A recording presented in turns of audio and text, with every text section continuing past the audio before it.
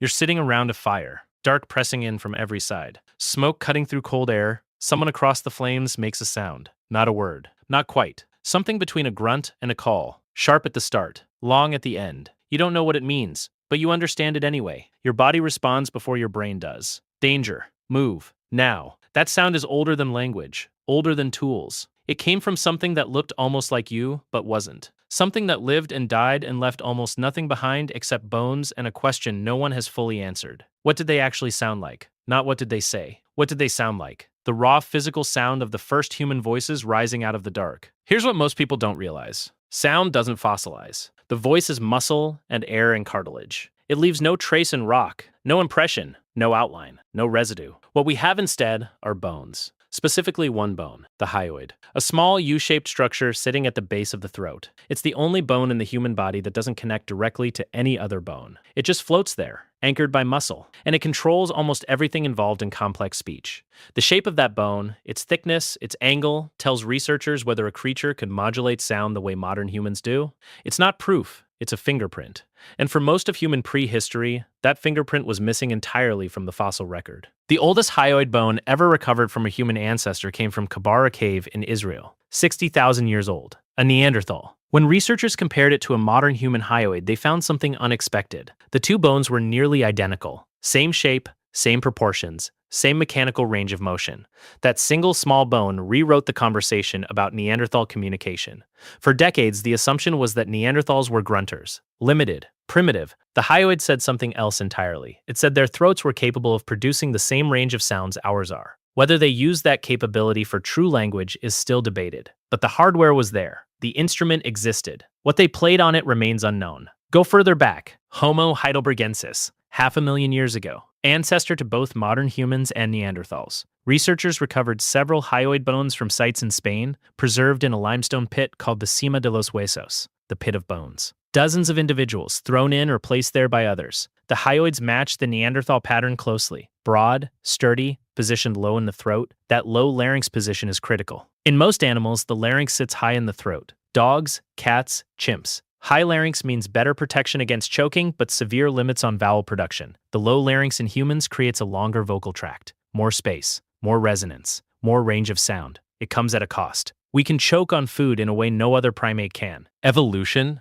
created safety for speech. But Heidelbergensis wasn't the beginning. Push back further. Homo erectus. 1.8 million years ago, no hyoid bones recovered. Almost nothing from the throat region survives. What researchers use instead are the inner ear canals. The semicircular canals help with balance, but the cochlea, the spiral chamber deeper inside, is tuned to specific frequencies. Modern human cochleae are calibrated to the frequency range of human speech, exactly the sounds we make when talking. Erectus cochleae, reconstructed from fossilized skulls, show early tuning in that direction. Not identical to ours, but trending toward it. The ears were beginning to specialize for a kind of sound that didn't fully exist yet. Here's what that means. The ear evolved to hear language before language existed. The receiver developed before the signal was fully formed. That's not an accident. That's a feedback loop. Groups that could produce and detect more nuanced sounds survived better. They coordinated hunts more precisely. They warned each other faster. They passed information that kept the whole group alive. Every small improvement in vocal range created pressure to develop better hearing. Better hearing created pressure for more precise vocalization. Back and forth, generation by generation, for hundreds of thousands of years. The voice and the ear pulled each other forward together. Neanderthals are where it gets complicated. The hyoid matched ours. The inner ear anatomy was close. Brain endocasts, impressions of brain tissue left inside fossilized skulls, show development in Broca's area, the region in modern humans most directly associated with speech production. Neanderthals had it. They made pigments and wore shells. Evidence of symbolic thought. They buried their dead. Some evidence suggests they cared for individuals too injured to care for themselves. A population in Iraq called Shanidar. One individual survived for years with a crushed arm, a damaged eye socket, severe arthritis, kept alive by others. Complex social behavior requires complex communication. It doesn't require words,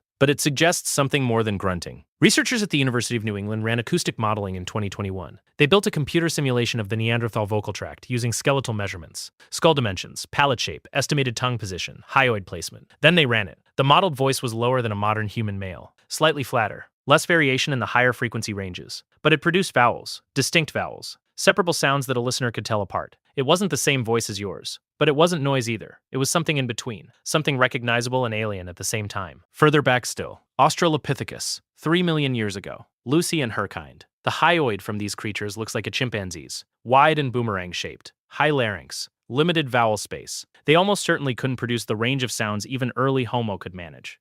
What they had was likely closer to what great apes produce today. Calls, not words. Fixed signals attached to fixed meanings. Alarm calls, contact calls, social displays. Chimps have distinct vocalizations for eagle versus leopard versus snake. Each sound hardwired, not learned, not varied. A chimp cannot change what it says even if it wants to. The call belongs to the situation, not to the choice. That gap between chimps and even early Homo erectus is enormous. It's not a smooth slope. Something changed. The anatomy shifted relatively quickly in evolutionary terms.